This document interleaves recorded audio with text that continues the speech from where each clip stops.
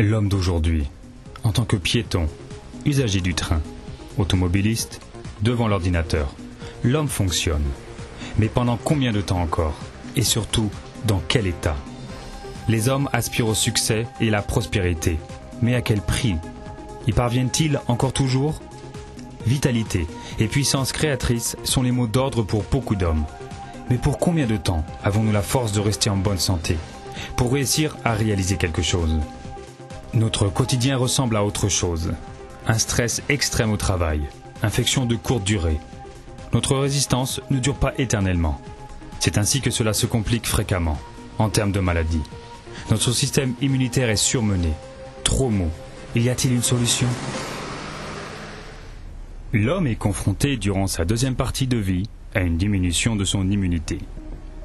L'immunité du corps, le système immunitaire, est essentiellement contrôlée par la glande du thymus. Celle-ci, aussi appelée riz de veau, se situe chez l'homme derrière le sternum. Elle est le tableau central de notre système immunitaire. Les substances actives du thymus, entre autres appelées thymosines, s'amenuisent au cours de la vie à cause de la diminution naturelle de la glande du thymus.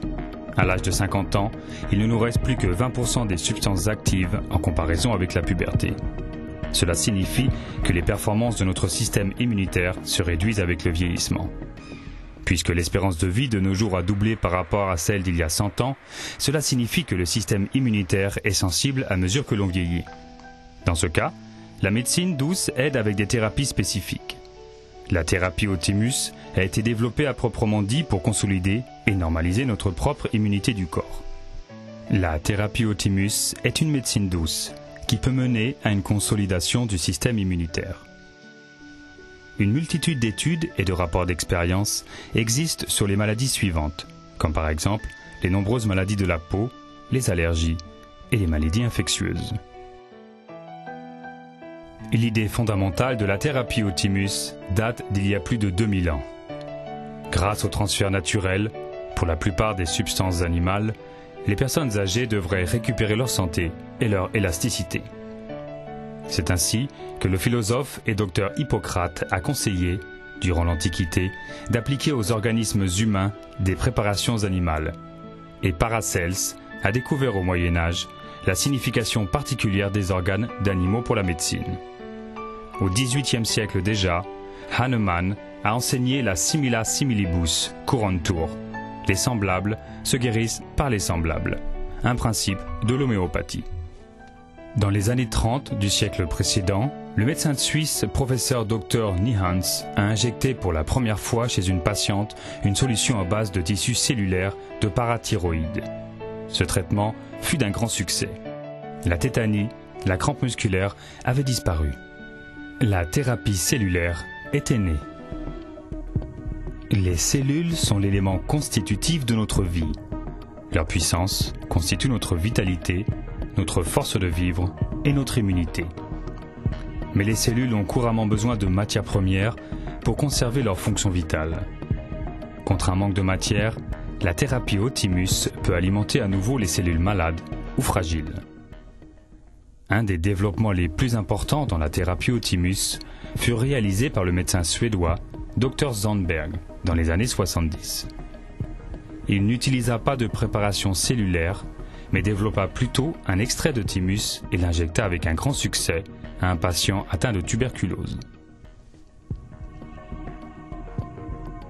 Les cellules du corps de l'organe concerné absorbent le moellon des extraits, l'intègrent à nouveau dans son système et rendent ainsi à l'organisme son authentique vitalité et force. Mais l'efficacité se mesure avec un test sanguin spécial. Il détermine les cellules immunitaires spécifiques et leur activité. Depuis ce temps, la thérapie au thymus a continué à s'améliorer grâce à des recherches et développements. Entre-temps, plus de 1500 études et des rapports d'expérience sur l'utilisation des différentes préparations à base de thymus ont été publiés au niveau mondial. Le laboratoire Dr Miller s'est associé et s'associe fortement au développement de la thérapie par extrait frais de thymus, une voie particulière de la thérapie au thymus. Depuis plus de 50 ans, sont produits dans ce laboratoire des extraits frais de thymus, selon les nouveaux standards et avec des méthodes de fabrication spécifiquement développées. Les organes utilisés sont soumis à des contrôles stricts. Les préparations, à base d'extraits frais de thymus, possèdent des substances actives à haut degré. Grâce à la congélation, aucun conservateur n'est rajouté. Ces extraits congelés sont livrés frais aux thérapeutes. Il est aussi possible de commander des extraits lyophilisés sous forme de poudre. Dans ce cas, la congélation n'est pas nécessaire. L'utilisation de la thérapie par extrait frais de thymus est peu problématique. Écoutons M. Kleinschmidt, porte-parole de l'association allemande pour la thérapie au thymus. Les extraits frais de thymus sont injectés dans les muscles fessiers, pratiquement sans douleur, en comparaison avec une vaccination. La thérapie au thymus consiste en 15 à 20 injections qui sont réalisées dans un laps de temps de 2 à 5 semaines. Après quelques semaines déjà, une amélioration de l'état de santé est constatée. L'extrait frais de thymus est un remède naturel approuvé, qui peut être utilisé contre beaucoup de défaillances du système immunitaire. Les substances actives du thymus sont contenues en plus grande quantité dans l'extrait. Suite à l'injection, elles se dirigent directement vers notre glande du thymus et y fabriquent à nouveau les cellules défensives et augmentent ainsi notre vitalité et capacité. Un système immunitaire affaibli est précisément identifié avec des analyses de sang distinctes, avec lesquelles on détermine les cellules immunitaires spécifiques. L'affaiblissement du thymus peut entraîner la formation de maladies plus graves dans notre propre système immunitaire.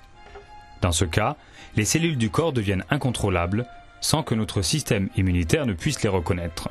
Avec l'appui du thymus, les cellules défensives seront en général davantage construites et activées. Pour cette raison, la thérapie au thymus aide par exemple après une opération chirurgicale ou après des thérapies agressives. La thérapie au thymus peut par exemple aider ou être utilisée de manière préventive pour les maladies suivantes: multiples maladies de la peau, allergies et les maladies infectieuses.